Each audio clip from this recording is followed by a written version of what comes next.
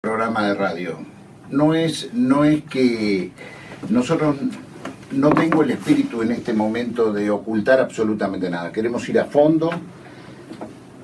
El tema Bergoglio y su comportamiento del año 1976 al año 1983 se debate, se dice, pero estoy con dos personas que han profundizado mucho en ese tiempo. Martín Salinas, un gusto tenerte acá, Martín. Martín es el guionista de Llámenme Francisco, precisamente una miniserie, ¿se le puede decir, Martín? Sí, es una miniserie de una miniserie de 4 capítulos que hoy está en Netflix y que fundamentalmente ahonda en esa etapa de el actual Papa Francisco, el entonces provincial de los jesuitas, Jorge Mario Bergoglio. Y también tengo el gusto de que nos acompaña Aldo Dusdevich, quien ha hecho un libro extraordinario que recomendamos, que se llama La Lealtad, que es una investigación de los años 70 y adentrado en los 80, sobre el comportamiento de la juventud peronista y aquella ruptura que hubo en la juventud peronista precisamente en el año 1973, en víspera de aquel 1 de mayo de 1974, de 1974. Aldo ha escrito a raíz de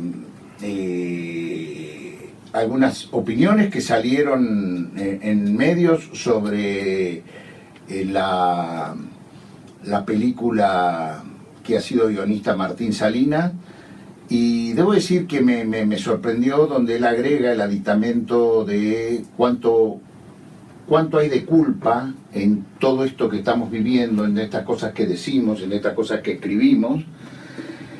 Y entonces voy a ser franco, en el día de ayer los llamé a ellos dos, en la semana, me pareció, no se conocían entre ellos, los llamé por separado. Me gustó un reportaje que hizo Martín en la revista Pacurondo, había visto yo los capítulos de Francisco. Me gustó una larga nota que escribió Aldo Dusdevich en la web, en las redes sociales, en el sitio del Vasco Mourinho. ¿Cómo se llama? Va Confirma. Va Confirma, en un sitio neuquino. Tuvo mucha repercusión, Eduardo, en las redes. Aldo es neuquino, o sea, Aldo es de Pergamino, pero refugiado en Neuquén en esos años de plomo, y ha sido diputado provincial del Partido Justicialista, integra el Frente para la Victoria. Martín también tiene su historia. Martín, la dictadura no la pasó bien, se tuvo que ir del país. Él, su mujer, su hija María, vivió en México y empezó y fue guionista. Un gran guionista. Habla Lucrecia Cardoso. Entonces es un gusto. Y a ver, Martín, ¿cómo fue tu investigación? Vamos con el tema directamente. Bueno, gracias por la invitación, en primer lugar. Sí, fue muy lindo conocerlo además a Aldo, así que lo que él escribió me motivó para estar también hoy acá. Debo decir que cuando lo llamé a Martín le conté que había hablado contigo, Aldo, y él lo había leído y le había gustado mucho, le había agregado cosas. A ver, contá tu sensación de eso precisamente. Bueno, él pudo poner en palabras algo que a lo mejor para mí como oficio la forma de contarlo era con imágenes y con acción dramática, no a través de conceptos. Y la precisión de él en lo que escribe, bueno, fue como me tradujeron a otro idioma con una claridad, y fue mucho más allá, por supuesto, porque captó cosas de la historia, no lo que yo había escrito, sino lo que transmitía esa historia, como el tema de la culpa, por ejemplo. Aldo. Bueno, a mí me produce cierto pudor que un escritor, un guionista, una persona digamos, con esta experiencia, esta calidad, me haga este halago. Así que muchas gracias. Yo no creo ser merecedor, pero bueno, yo quiero agradecerle a Aldo especialmente que lo llamé, estaba en Neuquén y él se vino especialmente, pobre la mujer y su familia que se iba de vacaciones y se vino a Buenos Aires para este programa, así que gracias, Aldo. La serie, la verdad que no la había visto. Mis hijos son los que la ven y me dicen: viejo, tenés que ver la serie, qué buena que está, dice, cómo se muestra lo de la represión. Bueno, me puse a ver la serie, y al otro día, cuando salgo a caminar a la mañana y con la radio puesta, escucho un programa que no sé, creo que era un refrito que estaba Eve hablando justamente de... Claro, fue en esta semana anterior donde nosotros pasamos los reportajes más importantes del año, y en uno de ellos era Eve antes de ir al Vaticano o después de ir al Vaticano. Exactamente. Así que voy escuchando eso y bueno, ya venía con varias vueltas de manija después de haber visto la excelencia de lo que es esa serie. Y bueno, venía con varias, y después de escucharte a vos me fui, me senté ese mismo domingo a escribir algo, porque entendía que había que decir algo, en primer lugar por la, digamos, reivindicando la tarea que significaba, digamos, mostrar yo algo que marcábamos ayer, ¿no? Que me parece, ya entrando en tema de la serie, sí. Digo, no es un tema menor que pueda salir un producto de esta naturaleza, un producto fílmico de esta naturaleza, donde se muestra la represión con una, digamos, con una calidad, con una tan verosímil como se ha mostrado, y que esto pueda ser visto no solo en nuestro país, sino en 130 países del mundo, 75 millones de habitantes, de personas van a ver esta serie sobre lo que fue la dictadura, sobre lo que fue la represión en la Argentina, pero además con un ingrediente que es el que yo le agrego, ¿no? Obviamente aquí está el autor, y el autor dice: esto no es una biografía autorizada. Yo cuando escribo la nota digo: esto es una suerte de biografía autorizada, porque bueno, la serie se estrena en el Vaticano, por lo tanto,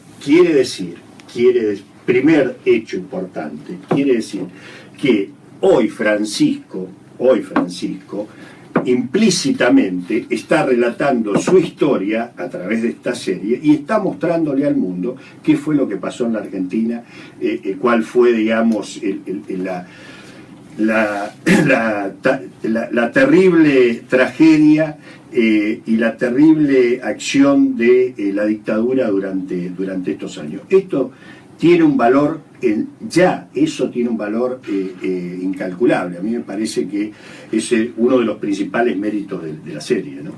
A mí me gustaría hacerle una pregunta a Martín, porque, bueno, imagínate la repercusión que está teniendo esto en la Argentina y a nivel mundial, esta serie. ¿Cómo fue? Porque muchos no conocen cómo es el trabajo, el detrás de cámara, ¿no? La idea desde la historia, que nace la idea hasta que se transforma en proyecto, evoluciona en una historia, en un drama, en una trama. Bueno, se filma y logramos tenerlo en la pantalla. Eso es algo que en este tema particular debe haber sido un desafío enorme. Contanos cómo fue, desde que te llaman y te dicen: mira, tenemos esta idea, queremos hacer esta serie. Bien. Cuando me llamaron, al principio fue, bueno, necesitamos hacer consultas con alguien que por un lado sea del oficio y por otro lado del oficio de guionista, y por otro lado sea alguien que conoce la historia argentina, justamente que la haya vivido por generación, etcétera, etcétera. Y digamos, a partir de eso... Y bueno, encima un agnóstico, porque Martín es agnóstico. Básicamente ateo. Ateo, perdón. Entonces, sí. Entonces está claro que había que... ante esa propuesta lo primero que pensé fue, bueno, total, si tengo que asesorar no me va a meter en problemas. Después me metí en problemas porque conocí al director, que me pareció maravilloso.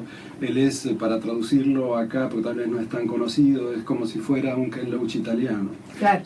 Sus películas son, básicamente tienen un contenido ideológico, político sensacional, y fue, asistente de Monicelli, discípulo de él, es el maestro del Centro Experimental de Roma más. Claro. O sea, encontrarte con un director así es un lujo. Entonces, Esto por un lado, y por otro lado había una producción muy grande, que se anunciaba muy grande. Tengo que agradecerle a Daniel Burman, que fue el que hizo el puente. En el momento ese le decía, no sé si tengo que agradecerte o vas a... Pero finalmente sí, le estoy... Porque vos te habías negado, Martín, al principio a hacerlo. No me negué. Y digamos, me tocó usar el discernimiento, como lo llaman los jesuitas, decir, bueno, ¿qué pasa si la hago? ¿Qué pasa si no la hago? ¿No? Y algún amigo me dijo, bueno, si no la haces vos, otro va a escribir la historia de esos años. Y eso fue como un llamado a la aventura, ¿no? Un llamado a la conciencia de decir, bueno, si hay que contar esta historia, porque por lo que yo veía era toda gente que venía de Europa, un director maravilloso, pero de Argentina, había marchado contra Videla, Daniele Lucchetti, en su época de estudiante. Allá en Italia. Sí, en Italia, pero de ahí a saber lo que era el peronismo, claro, le llevó unos cuantos meses y ese es el mayor peligro, ¿no? Entender el peronismo desde esa mirada. Exacto. Yo, justamente, Martín, te quería hacer esa consulta, y Aldo también, porque lo plantea en la nota que hacíamos mención. ¿Qué dimensión toma esta visión, digamos, de un papa que se reivindica con una ideología, con una doctrina, como es el peronismo? A ver, cuando tomamos la decisión de por dónde había que contar la historia, era básicamente decir, ok, ¿qué es lo más fuerte, lo más importante, lo que tiene un arco dramático claro, pero también un viaje de un personaje hacia el final y hacia lo que está haciendo ahora? Porque la idea era que, si bien la serie terminaba en el momento en que él se convertía en papa, era elegido como papa, la idea era que se entendiera ahora por qué hacía lo que estaba haciendo, qué es todo lo que está atrás de lo que en este momento Francisco, hoy mismo leí en página la nota breve donde está lo que Francisco dice del populismo y lo que significa para Latinoamérica. Es un reportaje del diario El País que ayer a las 10 de la noche se liberó para la opinión pública mundial. Sí. Bueno, y él establece la diferencia. Para los europeos, populismo es nazismo, es Hitler, así explica por qué, lo explica él en sus propias palabras. Para Latinoamérica es otra cosa, ¿no? Parecido es los pueblos, o sea... Es la lucha de los pueblos por su justicia social, por su equidad. Es la hora de los pueblos, ¿viste? Entonces, ¿qué pasa? Yo me encontré con alguien ávido de saber cómo era la verdadera historia, que en unas cuantas conversaciones Daniel entendió que teníamos una sintonía fina, importante en términos ideológicos y en términos artísticos. Entonces, ahí empezó, digamos, el barajar y dar a ver qué era lo que íbamos a contar. Y es interesante porque abarcamos dos aspectos. Uno es decir, ok, ¿qué es lo que la historia de este hombre está contando, ¿no? Es decir, es alguien que atravesó un montón de momentos de decisiones muy complejas, muy difíciles, en una permanente necesidad de negociar con Dios y con el diablo todo el tiempo. No sé quién sería Dios y quién sería el diablo, pero de alguna manera era claro que tenía que negociar en el medio y según qué etapa, ¿no? Por supuesto. Aunque sí está claro. ¿Él en qué año es nombrado provincial de los jesuitas? Es el 74. 74. Sí, es antes de la dictadura. Bueno, ahí vienen ciertas licencias que uno se tiene que tomar para poder contar todo en 3 horas, ¿no? Es decir, queda como confuso a propósito porque si no era imposible. Y bueno, la tarea fue cómo, primero, la parte humana. Digo, y partimos de una premisa que no tiene nada que ver con todo esto que estamos hablando ahora, que tiene que ver con el ser humano, para darle esa emoción que por ahí uno puede después sentir de una manera muy subtextual en una construcción dramática, que era cómo son ciertas etapas, las etapas en la vida de un ser humano de saber o no saber y de entender o no entender para decidir. Y entonces, siempre en la primera etapa de la vida uno no sabe que no sabe. Después uno empieza a saber que no sabe, después uno empieza a saber que sabe y al final uno no sabe que sabe. Sería el camino hacia una cierta sabiduría. Entonces, eso fue como una primera premisa, es decir, bueno, esta historia tiene que dar estos puntos de giro y en algunos momentos se notará y en otros momentos no, pero eso tenía que ver con el personaje. Y por otro lado, el viaje hacia el momento en que él vuelve a tener la segunda oportunidad, que realmente fue la segunda oportunidad del segundo concilio, perdón, el segundo... Sí, no, en el año cuando lo eligen Papa, en el Claro. 2013. me salió concilio la palabra. Bueno, es decir, hay una vez en donde gana Ratzinger y otra vez Sí. en la que gana él. Cuando gana Ratzinger, él dice, bueno, hasta aquí llegué, ya... Conclave. El conclave, perdón. No me da, domingo 11 de la mañana, bueno,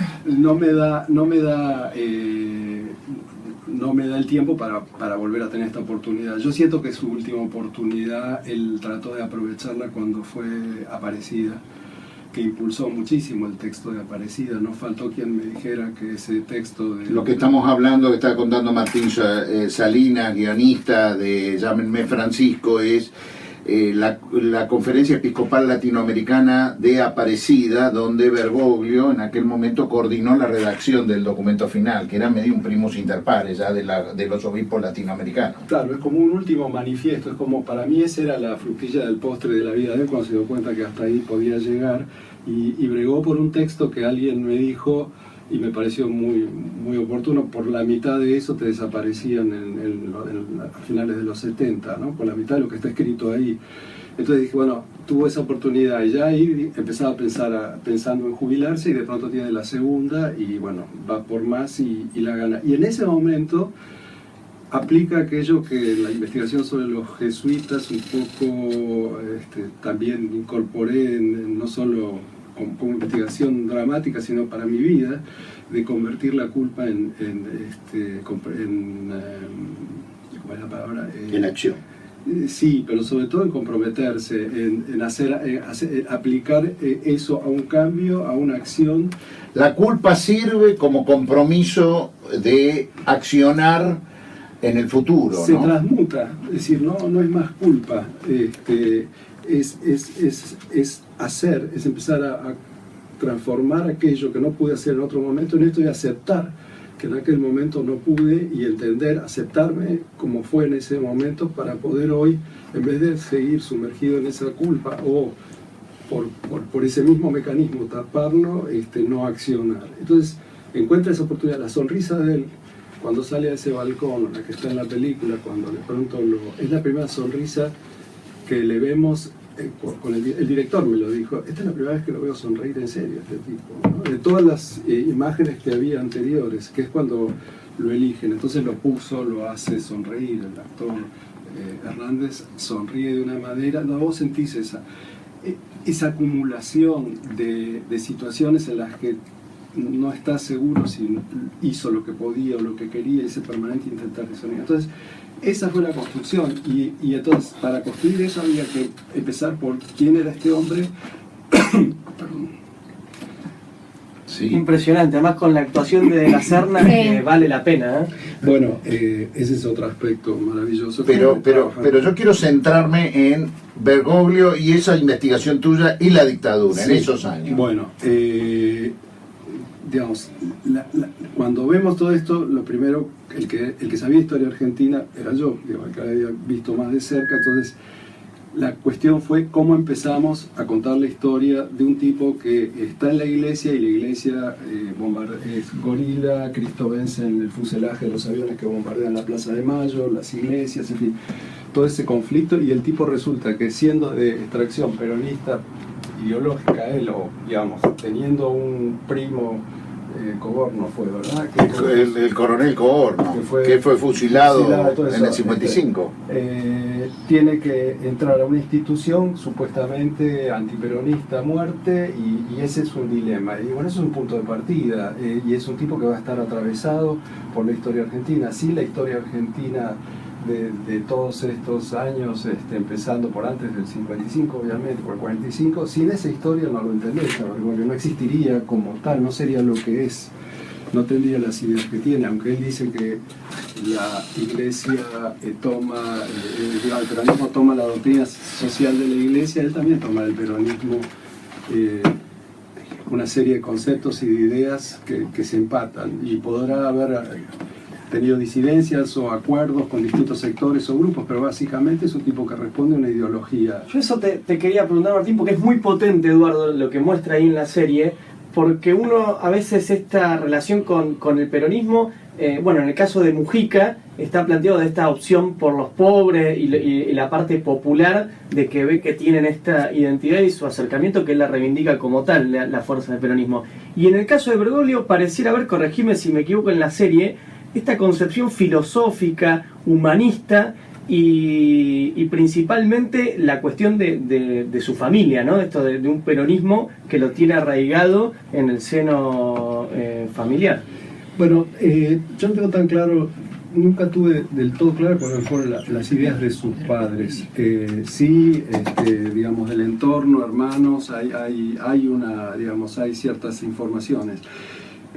Pero creo que él construye una conciencia propia a partir de su propia experiencia. En ese sentido, Esther Balestrino de Careaga, que fue una de las fundadoras de Madres de Plaza de Mayo, fue una mentora de ella importante. Ella le daba a leer textos, él leía textos que tenían que ver con... Ella era del partido febrerista paraguayo, que era aliado del Partido Comunista.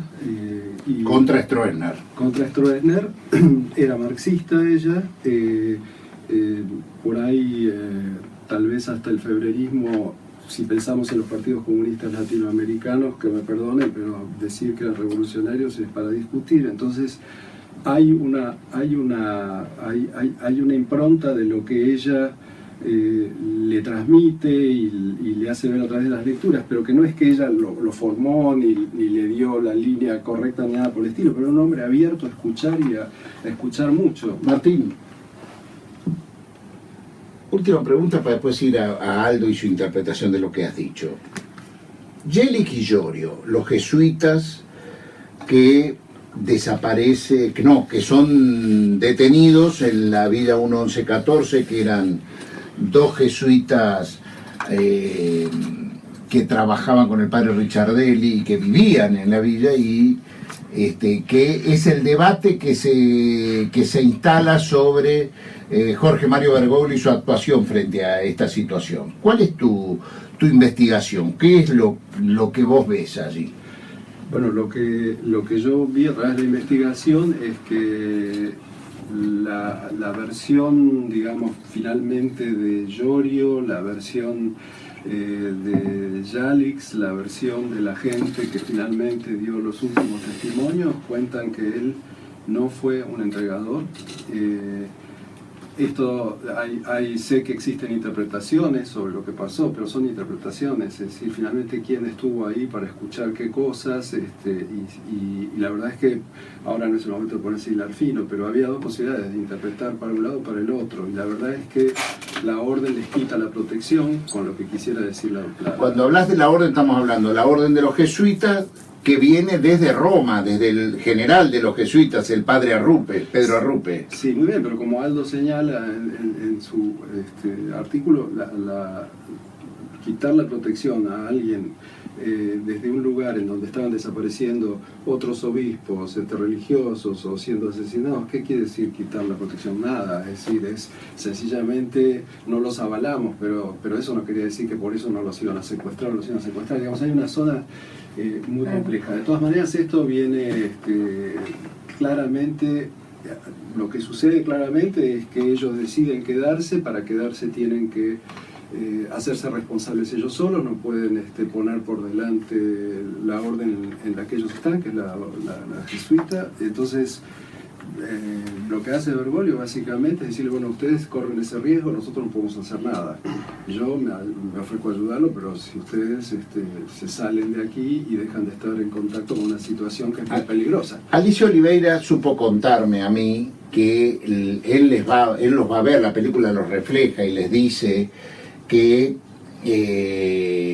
la Compañía General de los Jesuitas les plantea que por su propia seguridad los quiere sacar de los lugares en toda América Latina que asolaban las dictaduras, los quieren sacar de los lugares conflictivos, que era vivir en la villa, y que les pide eso, y ellos se niegan, pero dicen que si les permiten pasar a la diócesis de Monseñor Nova, que es el obispo de Quilmes, y eso es lo que hacen, o sea, la compañía, ellos renuncian a la compañía para quedarse a vivir en la villa, y hacen el trámite con Monsignor Novak. En ese interín, digamos, en un estado limbótico, digamos, como que todavía no había terminado la burocracia, pasar hacia la diócesis de Quilmes, es que los secuestran, ¿no? Sí, Que los correcto. toman presos. Correcto, porque la decisión de ellos es seguir haciendo el trabajo pastoral que hacían en las comunidades, bueno, villas y demás, o sea, no querían dejar ese tipo de trabajo y por eso mismo piden ese pase, porque obviamente no va a quedar más un paraguas para... Y Bergoglio se ocupa a partir de que ellos son o no. Una vez que son secuestrados, por supuesto que se pone en marcha, digamos, todo la gestión iniciada desde Arrupe en cuanto a la orden de los jesuitas, hasta el mismo Papa. Es decir, lo que sucede ahí es que la Iglesia pone sobre sus digamos, sacerdotes una capa protectora, por decirlo así, empiezan a hacer una negociación, eso es lo que yo vi, Ajá. que va dirigida a cuidar a los religiosos, punto y aparte, digamos, o sea, no, y siento que ahí hay una zona oscura, y que sí, yo pienso que la Iglesia tendría que haber hecho otra cosa, no solamente cuidar a los suyos en términos de sus cuadros, sino salir con los tapones de punta, con los 30.000 desaparecidos, cosa que no hizo. Y él... Con el propio Angeleri no se hizo. No se hizo, Con un más obispo. aceptaron la versión oficial, eso también está en la serie. Entonces, Sí. hay claramente una zona muy conflictiva en cuanto a lo que se hizo y lo que no se hizo, que tiene que ver con lo que hablamos al principio. Haber formado parte de ese momento, haber tomado decisiones en ese momento, es decir, qué es lo que él debería haber hecho, no debería haber hecho, me parece que es parte de la construcción dramática que nosotros queríamos hacer, es decir, que con los años hay un avanzar, porque la historia es dinámica, no se queda, o sea, hay algo que él puede hacer y es la responsabilidad, era la palabra que no me salía, cambiar culpa por responsabilidad y hacerse responsable de lo que no hiciste para poder hacer lo que ahora sí podés hacer y ir por más. Bueno, eso O es... sea, vos decís que a partir de que él es ungido papa, asume una responsabilidad de plantear los valores de aquella generación, de lo que fueron esos sacerdotes, y plantearlos en el mundo, desde el papado. Sí, de hecho cuando está en la escena de Alemania con la señora, la señora de la pensión que habla en alemán y en un momento se pone a hablarle en español y le dice eso, le habla de eso, es decir, los que se jugaron y perdieron la vida por eso y los que no lo hicimos, lo dice de otra manera, es el subtexto, ¿no? Pero está reflexionando, así que es eso. Muy Algo. buena esa frase, culpa por responsabilidad. Me gustó. Y ¿Algo? acción. Sí, yo justamente, digamos, en la nota que hacía, que escribí, me refería un poco, arrancaba por ese lado, por el lado de la culpa del sobreviviente, ¿no? Yo hablo del sobreviviente en relación a aquellas personas que durante los 70 tuvimos que ver con alguna organización armada o cercanía, digamos, a lo que fue la lucha armada, y aquellas personas que, como en este caso, digamos, un obispo, tuvieron mucha cercanía con la tragedia y eso les da, le carga cierta responsabilidad. Yo voy a leer una frase porque yo con esta frase empiezo el libro que escribí, por lo tanto no es que el tema solamente para mí me da vuelta con esto que aparece acá. Estamos hablando del libro La Lealtad, que Aldo Dudevis publicó el año pasado, y que lo recomendamos. Un día vamos a hacer un repaso sobre ese libro. Se llama La Lealtad, los montoneros que se quedaron con Perón. La Lealtad, los montoneros que se quedaron con Perón. Ese es el título del libro. Y esta frase pertenece a otro Jorge, otro cura que se llama Jorge Gali. A diferencia de Bergoglio, este fue un cura militante y un cura armado, participó de la resistencia peronista y fue jefe montonero hasta 1900, fue mi jefe, hasta 1974, cuando rompemos con la organización montonera. O sea que, digamos, eso también estaba en la iglesia. Y en común tienen, por ejemplo, algo que nosotros... Jorge Gali es del mismo grupo que el padre Carlos Mujica. Exactamente. Algo que nosotros le cargamos, digamos, luego a Gali diciendo, ¿por qué no te fuiste de la iglesia? Porque esta es la iglesia de Pironio, de Aramburu, Claro. pero también de Nevares, de Angelelli, de Novak. A ver, yo no hago esa cosa de la iglesia mala. Yo digo, y lo digo, no sé si lo digo acá o en otra nota. Y más, y para entrar en contradicción, hasta en el ejército hay corrientes del Ejército Nacional de San Martín, de Mosconi, de Sabio, que son para reivindicar que no hay que dar los lugares. Nosotros los peronistas tenemos un líder que era general y que está enterrado en el uniforme de general. Bueno, pero digo porque algunos, sin esta cosa de contar la historia binaria y simple, la iglesia eran los malos, no. Yo digo, la iglesia latinoamericana cumplió un papel en los 70 donde los mejores cuadros revolucionarios de Latinoamérica tuvieron formación católica. A ver, el papá de Camilo. Bueno, ahí el cura Rojas fue en Córdoba, un gran formador de semillero. Todo el grupo Montoneros es una creación de la Iglesia Católica. Yo digo siempre, yo soy un montonero de manual. Yo pasé. Es una creación de la A ver, iglesia. no es una creación de la Iglesia Católica. Para, me expresé mal. No, pero el Concilio Vaticano me genera II simpatía esa frase. generó...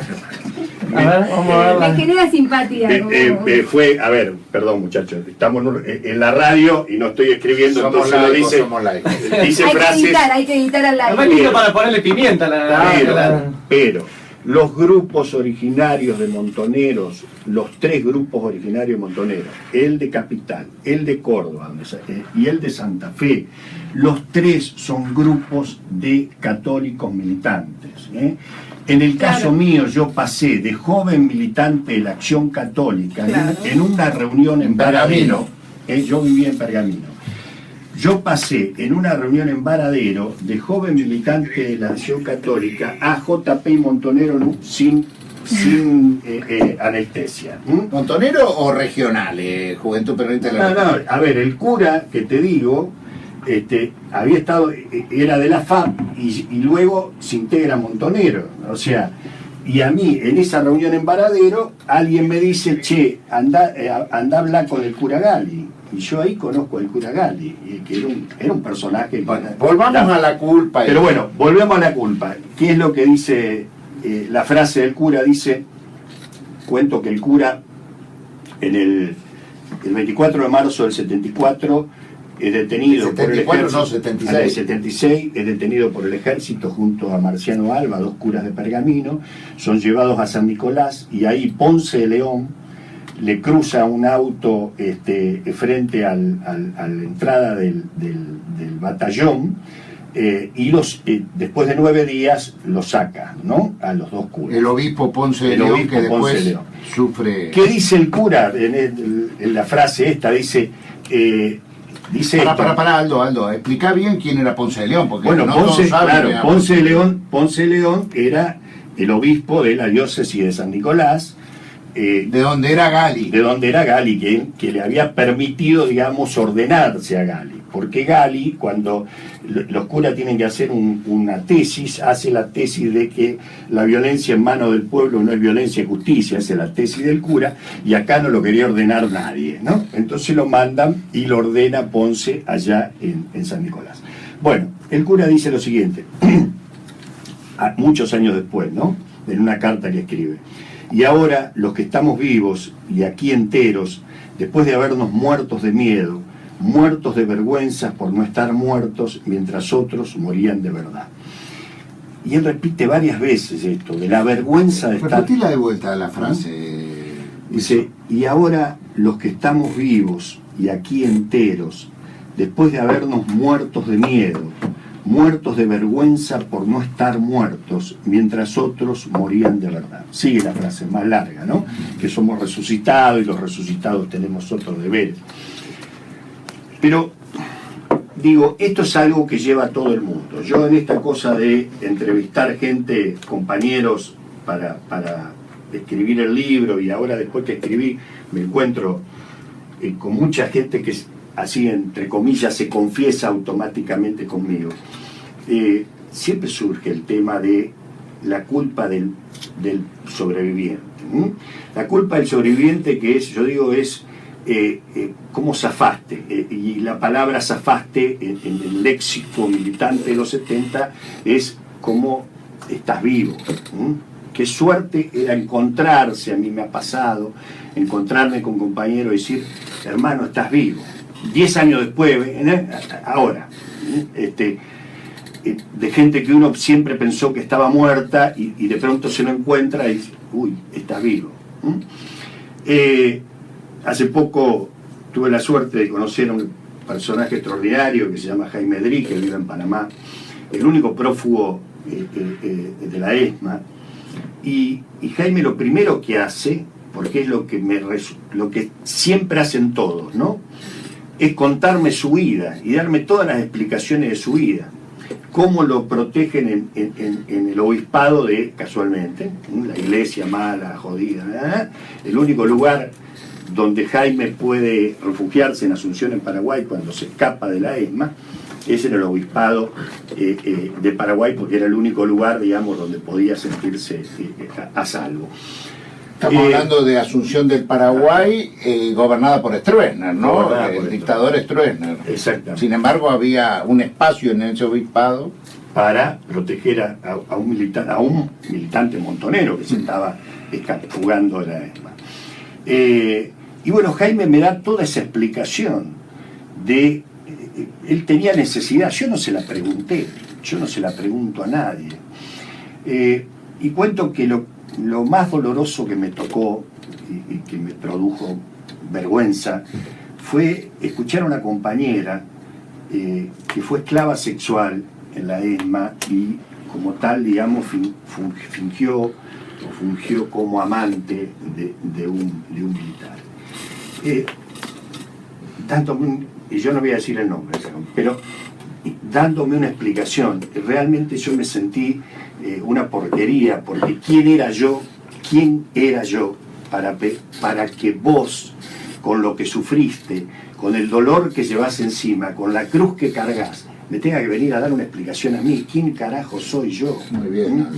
¿Quién carajo es a quién carajo tiene que darle una explicación y rendir? Y por eso yo lo engancho ahí y digo, aunque esto no sea una autobiografía, digo, esta es la explicación que está dando Francisco de algo que ya nadie le pide. Porque digo, yo digo, cuando digo la película tiene 2/3 que son la parte de la dictadura, digo, ¿por qué está concentrado? Bueno, Martín me dio toda una explicación, pero más o menos, está bien, yo le creo a Martín. Pero digo, me parece que acá atrás hay un mensaje del mismo Francisco, que es esto que dice Jorge Gali acá, es eso que me cuenta esa compañera, es eso que me cuentan, digamos, tanta gente sobreviviente que tiene necesidad de dar una explicación cómo hice yo para sobrevivir en la dictadura, ¿no? ¿Quién tiene el manual, no? ¿Quién tiene el manual? Porque la verdad,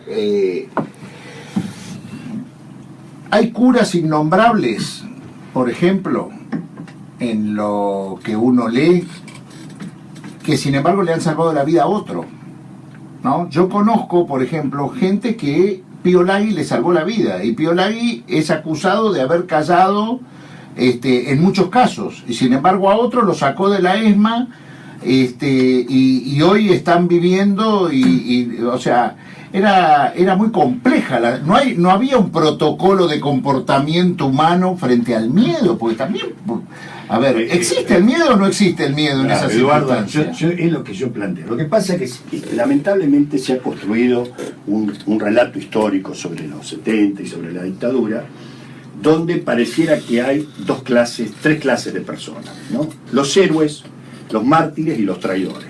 Entonces, los mártires son los que están muertos, los héroes son los que más o menos por ahí zafaron, y todos los demás son traidores porque no hicieron lo que tenían que hacer. Ahora, había 40 millones de argentinos, es decir, y no todos estaban en condición, digamos, tenían la decisión, el valor. ¿Por qué existen las madres? ¿Por qué existieron las madres? ¿Por qué no, la tarea de las madres no lo hicieron los grupos militantes? ¿Por qué existieron las madres? Porque la única que se animó, tocame una nieta, tocame mi nieta, y vas a ver cómo salgo yo con un sable a matar a quien sea. Es la única que se animó a decir, viste, yo salgo a pedir por mi hijo. Las madres, las abuelas. Los demás estábamos muriéndonos de miedo y tratando de sobrevivir con una barrera, con un caparazón los que quedamos adentro del país. ¿Qué hicimos? Nos bloqueamos con un caparazón que si nosotros dos nos encontrábamos en Neuquén en 1978, jamás te iba a dar yo una pista de que hubiese tenido algo que ver con la política, ni con el peronismo, ni con un carajo. Claro, es verdad. Yo conozco todavía gente, todos los días me entero, tengo un caso un médico en Neuquén, una compañera me dice, che, ahí tenés a fulano de tal, que fue, era el jefe del equipo de sanidad de Montonero, dice que se abrió con nosotros. ¿Quién? Y me da el nombre el médico. Digo, no, pero ese tipo jamás, yo en Neuquén vivo hace 40 años, ese tipo jamás participó en política, jamás le escuché una opinión. No sabe lo que... ¿Viste? Y es así. O sea, ¿por qué? Porque ese hombre llegó ahí, se escondió dentro interno, sí. ¿Viste? Y se formó un muro de silencio a su alrededor. Y nunca más. Entonces, digo, Bergoglio, la serie, algunos dicen, porque la serie pretende presentar a Bergoglio como un líder de la lucha contra la dictadura. Mentira, yo digo, no, yo no lo vi, en la serie no te lo presenta así. Claro. Te lo presenta más bien como un tipo que, un cierta burócrata de la iglesia, temeroso, y que actúa, digamos, cuando su papel de buen samaritano no puede, cuando yo te traigo, porque es así, te traigo dos tipos que están escapando, y tomás, tenelos, y vos y el tipo le quema, porque se nota, le queman las manos, y dice, bueno, te los tengo, pero mirá que qué sé yo, a ver, bien, ¿y qué? ¿Lo vas a condenar por eso? Eso es una condena. ¿Por qué? Porque no se alzó en arma como este otro cura, porque no participó de la guerrilla, porque no encabezó la marcha de los derechos humanos. Entonces, viste, digo, esta es la cosa, una visión binaria de la historia que excluye al 80%, al 90% de los argentinos. Martín, yo veo que lo escuchás ahí algo. Sí, digamos, tal cual. Básicamente la idea era contar a alguien que estaba en esos momentos tratando de hacer equilibrio, y por ejemplo lo que sucede en el Colegio Máximo con esto de que dejaba que vinieran a comer y los recibía los militares del regimiento que estaba ahí al lado y todo esto, por un lado, y por otro lado tenía gente a la que estaba escondiendo. Te habla de un personaje que, digamos, para hacer la lectura fina, está realmente ayudando a algunos a salvarse, y por otro lado dando una, digamos, apariencia con el otro, por el otro lado, que le permita hacer eso. Entonces, ¿cómo podés convertir eso en un juicio terminante de que entonces colaboraba, ¿no? ¿Cómo podés convertir eso? Es decir, yo tengo que contar hechos, y los hechos después cada uno hará sus interpretaciones, pero es como Aldo dice, el hombre dudaba, el hombre cuando tiene que aceptar los seminaristas los acepta después de cierto nivel de resistencia, es decir, está contado de esa manera. Exacto. Es un ser humano, no es el héroe de la patria, ¿no? Martín, Aldo nos ha encontrado en la web un largo alegato de Llorio de uno de los dos curas, precisamente, que fueron detenidos en aquellos años y sobre el cual se discute sobre la acción de Bergoglio. Y vamos a escuchar el audio, porque en ningún caso él lo incrimina. El audio es del año 97, es un largo alegato que está en internet, lo pueden buscar en YouTube. Nosotros hemos hecho un extracto donde él, particularmente Llorio, que es el que supuestamente su hermana más le ha cargado las culpas a Jorge Bergoglio, en ningún caso habla de Bergoglio cuando él habla, ¿no? A ver, ¿podemos escucharlo? Me secuestraron porque yo estaba en razones parecidas a lo de Carlos Mujica. Ya, ¿Qué te pareció, o Juan? sea, Ahí varios llamados. a mí ya me secuestra el gobierno militar. Muy bueno. Me secuestran en mayo del 56, 23 de mayo. Y el gobierno militar había asumido a fines de marzo. O sea, ya nosotros en noviembre, a los octubres nos habían avisado, miren, viene un gobierno militar muy fuerte, y se la va a tomar, además ya la policía, yo recuerdo por ejemplo, en la villa, por ejemplo, una vez que yo estaba atendiendo a un moribundo, a un muchacho que lo habían baleado, que estaba moribundo, seguramente un delincuente o peleó entre delincuentes. Y yo estaba allí, nadie se animaba, yo me había metido en un pasillito solo, el otro estaba con un arma y la gente tenía miedo. Yo me fui y me quedé ahí al lado de él, acompañándolo hasta que muriera, hasta que cayó la policía. Justo cayó cuando yo le estaba... Cuando él estaba muriendo, y ya se había acercado una o dos mujeres y rezaban, y la policía se frenó, y después yo estaba lleno de sangre, llenado de sangre. El oficial se me acercó y me dice, váyase padre, váyase, yo no voy a tomar nota de que usted estaba acá, mire que a ustedes se las tienen juradas, pensar que a ustedes se las tienen juradas. Como que el mismo policía me dijo, hay todavía no estaba el gobierno militar, ya un tiempo antes. Con la actuación de las 3A ya lo habían matado a Carlos Mujica, lo habían matado a Tedeschi y habían matado a otros sacerdotes más que trabajaban en Villa. O sea que ya venía,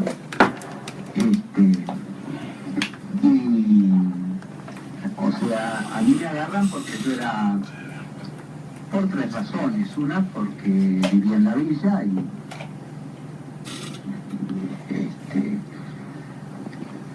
segundo, porque yo era profesor de teología y tenía una enseñanza pública, y porque era teólogo y mi reflexión teológica tenía que ver con eso que yo estaba viviendo con los pobres. Yo había tenido varias actuaciones así académicas. Y además porque un poco, o sea, quedé... ¿Puedes hablar? Puedes hablar. Eduardo, También de la iglesia. hasta que no esté ella, puedo hablar tranquilo. Justo había un cierto despegue de las autoridades de la iglesia de la experiencia que estábamos haciendo en esa comunidad en la villa, y los jesuitas nos iban pidiendo que dejáramos eso. Nadie se atrevía a prohibirnos, pero nos decían que había muchas dificultades, tanto desde Roma como desde la Argentina. O sea, a mí me agarraron, bueno, a uno lo agarran, lo encapuchan, me ataron por detrás, después me tuvieron varios días, no sé cuánto, en un lugarcito cerrado, solo.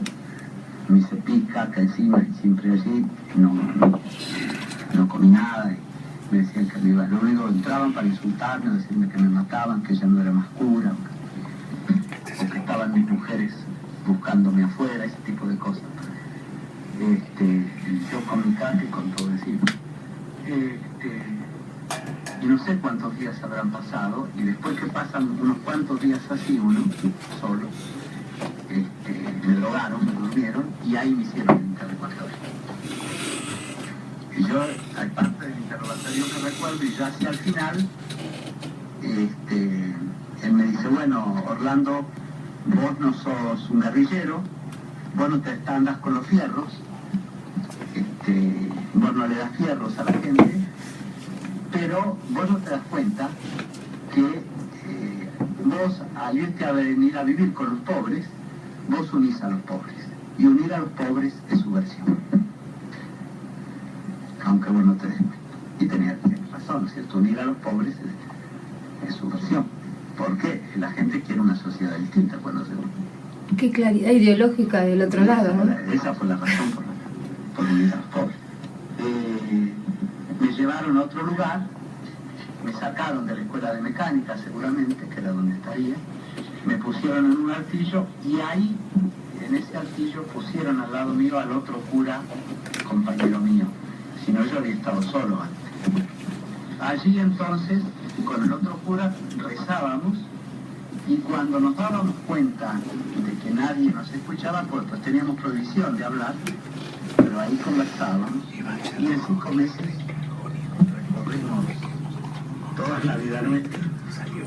Fue la persona fuera de mi mamá, que estuve 9 meses en la casa de ella, tuve 5 meses encadenado, con los ojos tapados, pero al lado.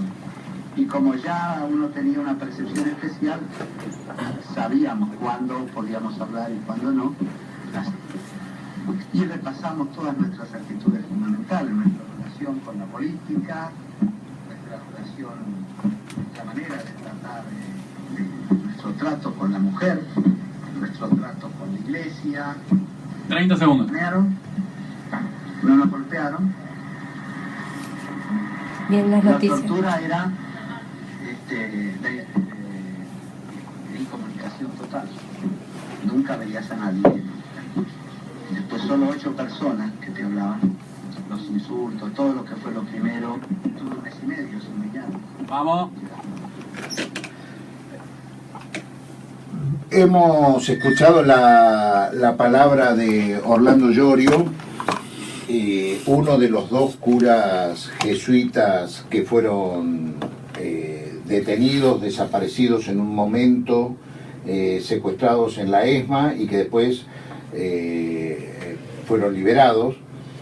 A este mensaje de Llorio podemos agregarle lo que Francisco Gelig dice, que está en el sitio oficial de los jesuitas. Dice: estos son los hechos. El padre Bergoglio no denunció a Orlando Llorio ni a mí, manifestó Hallig en un comunicado publicado en el sitio oficial de los jesuitas alemanes. Eso está hoy en la red, cualquiera lo puede buscar.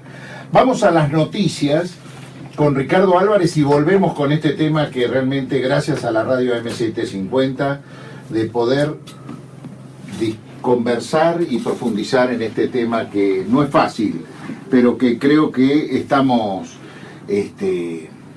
llevándolo adelante. No es un tema fácil.